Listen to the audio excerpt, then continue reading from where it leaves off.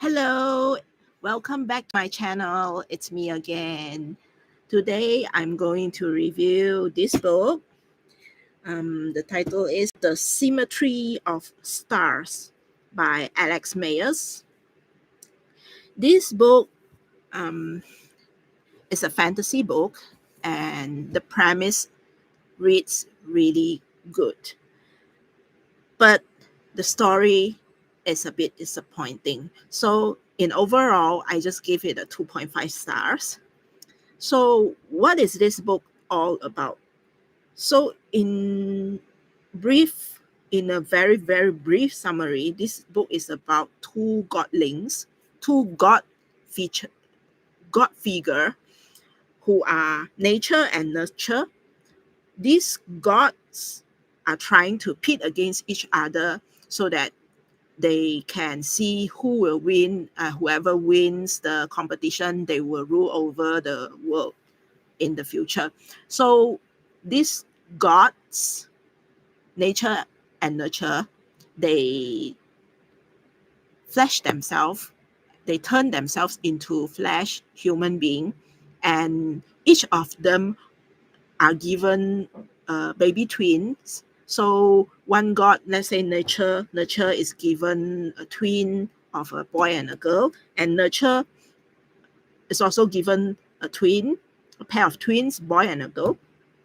And yeah, and they will raise those twins so that it after after they raise the twins, they were supposed to be fighting against each other, and whoever wins,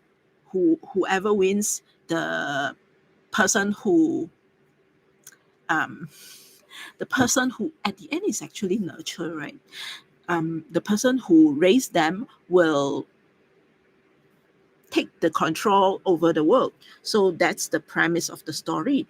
And it sounds very promising, but the story is a bit let down because the whole concept of it is a bit, I mean, it's all about the delivery. The delivery of the story is a bit let down. The whole premise, the whole premise is really interesting. You see, as the cover shown a Gemini constellation in the story, it also kept described about the Gemini constellation. But the problem is they are not narrate on when the narrator, when the author is trying to describe Gemini, he kind of kept referencing on the star Mars and Venus and not Pollux and Castor. So for me, it's a bit strange, but I get why the author is writing that way, because he is actually trying to set up this very extreme contrast, very extreme polarity between these two these two identity, which is the nature and nurture. Yep. And why do I give it a 2.5 stars? So at first when I read it, I feel a bit strange. I feel a bit uncomfortable. I'm not really happy to read the beginning, the first chapter, because okay, this book was tagged LGBT plus, but I don't think the narration is the whole book is actually related to anything queer. No, but it just gives the whole story in the beginning, in the first chapter. It also sets a very, very, very clear line between male and female, especially when nurture and nature um, was were nurture and nature were given a choice whether who want to be a female and who want to be a male. So I think it's at the page, which page? 17 or something like that. Yeah.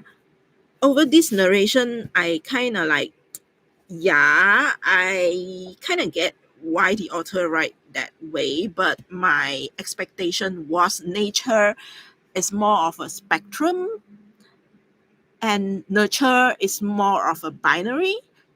But in this story, in this narration, it makes nature more of a binary kind of concept instead of a spectrum. So that is something that I feel uh, not so right about this. Yeah, and also during their argument, nurture choose to become a female instead of and left nature having no choice to become a male figure. So this is the beginning of the story, the first chapter, which I don't think I like this narration. I don't like the idea of this. Yeah. And subsequently, the story talks about nurture. She become a female character, and her name is Melissa. And of course, nature took up a role as a male figure, and his name only mentioned once. Yeah, if I'm not mistaken, I only seen his name once, and his name is Atlante. Yeah, it's quite strange. Yeah, Atlante. And yeah, in their world, it's kind of medieval kind of world where characters, where the people have to wear armor and took up sword, and then they train to fence against each other, and there are kingdoms. So the world built on some kind of medieval kind of world.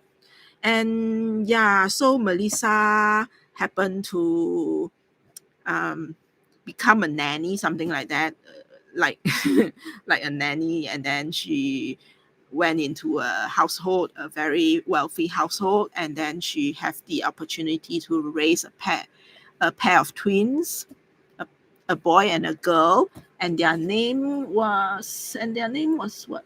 The girl's name, the girl's name was Brandamante, and the boy's name is Ricardo. So yeah, so Melissa raised them up with all the nurture, all the caring, all the training, yeah, for them to become great. And of course, the girl, Branda, I'll call her Branda instead. Branda, and the girl Branda, she become a very good fighter. But in the middle of the story, I kind of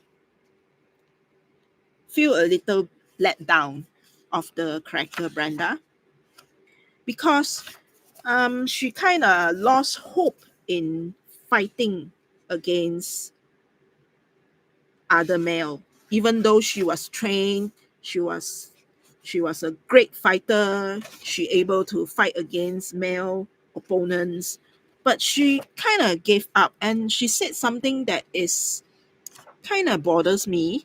Something like, oh, she's a female, and she's a girl, she's a female, and nobody will believe her even though she won, or something like that. So I'm kind of dislike that plot. Yeah, it's a girl, it's a blasphemy, something like that. It's kind of like uh in a world that is very bad against female characters. While I get it, I get why the author narrate that way. I get it. It's a medieval time, and it's a historical time. Females were discriminated. I get it. But when the character was trained and nurtured in a way that they should have confidence, and they have the ability to fight, and they do have the skill and ability to win against a male opponent, but the character themselves is having that breakdown, that self doubt about themselves. So that is something that I don't like to read, I guess. Yeah, probably that is Marfisa and Ruggiero. Marfisa she's a character who go through a lot of hardship, and then she become very fierce and confident. And they were always told, the twin were always told by the nature, telling them that they were destined to be greatness, to be the greatness. So they have very high confidence. But then in the middle of the story, Mafisa is kind of like refused to fight also, saying that there's no point to fight against Khalid, even though she have the skill and ability to fight against him. So it's kind of like, for me, it's a bit let down. At least, okay, if the author want to describe a very contrast, very stark polarity between these twins, between Marfisa and Brenda, probably they can make something like, oh, Brenda, perhaps she lost her confidence, but Marfisa was told to be, oh, she's destined to be greatness, so that she's become overconfident. Probably that would be more interesting than the situation where both of the characters lost their confidence just because they are female characters, just because they are female. And yeah, that is something that I felt a bit disappointing about this book. And then at the end, of course, spoiler alert, at the end, so this Branda, and also, who is the guy's name? Branda and Ricardetto. Just call him Richard. Branda and Richard. Branda and Richard. Who else? Ragrero and Mafisa, these two. Okay, so Branda and it's very hard to pronounce their name. Branda and Ricardetto, they were twins. Mafisa and Ruggiero Ruggiero, they were twins. So at the end, these four people, these four characters are about to fight against each other. So Melissa and Atlantia, they appeared. So they appeared as a figure. And at the end, all four characters blame on nature. All four characters blame on nature, and Mafisa, she became very fierce. Hated she hates the nature because they think that nature had left them and then never care for them and never really give them a good life. I mean, that is something that is debatable because nature can be many ways. Probably some born into a very difficult life and some born into a very nice life. Those are nature. Even even Ricardo and Branda, they were born into some very wealthy family, very well off family. Those are not nurture. Those are by nature they born into that family.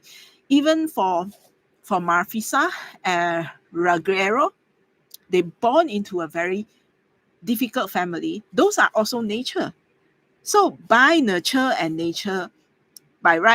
and nature both actually plays a very huge part in the society, in our human life. Both actually plays a role. There's no polarity in it. That is something that I expected for this story, but this story ended with nature being blamed for neglecting the twin. That is not really satisfying. When I read the ending, I don't feel I don't like it. To be honest, I don't like the whole story from the beginning until in the middle and also in the ending. I don't like it. But in general, this book is still readable.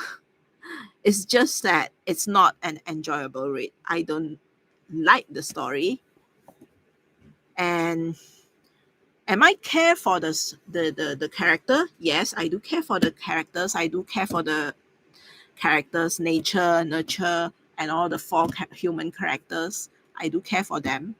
But I just don't like the beginning, the middle, and the ending. So that's why I'll just give it a 2.5 stars. I know I'm a I'm kind of like a four-starer, to be honest. If a book I really hate and I really cannot finish it, I won't rate it. That's why you will not see me rate 1 star on Goodreads. There are certain circumstances that I will rate 1 star is when the book infuriate me. I have only given like a few books 1 stars. Yeah. And I don't want to talk about those 1 star books because those books are very, very popular. I might get myself into trouble for talking about those books. Yeah. So for these books, The Symmetries of Stars, I give it a 2.5 stars.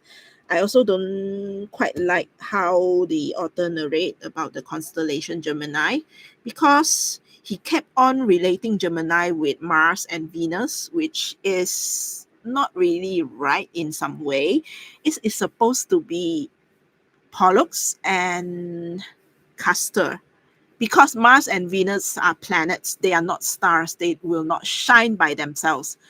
Only Pollux and Castors, they are the real stars within the Gemini constellation. That's why I feel a bit strange when reading this book. I'm not trying to enforce a very scientific astrological or astronomical correctness in the story. I don't expect it to be correct in any way, but sometimes I just feel that the attempt to polarize female and male, attempt to polarize nature and nurture is not done well. I mean, the story, the premise is good. I mean, the author can polarize the concept of nature and nurture, but I would like to read the delivery and the plot, the story, and the ending, which could make me um, make me think about it or make me feel satisfied or make me feel happy or make me feel something emotionally excited about. But all I feel about the story is that I don't like it. I don't like this story. I don't like how it goes. I don't like how the characters turn out to be. And I also don't like the ending. So that's about it. I give it a 2.5 star and I give it a 3 star on Goodreads because there are not no such things as half star there. Yeah. So that's all. Thanks for watching. Good night.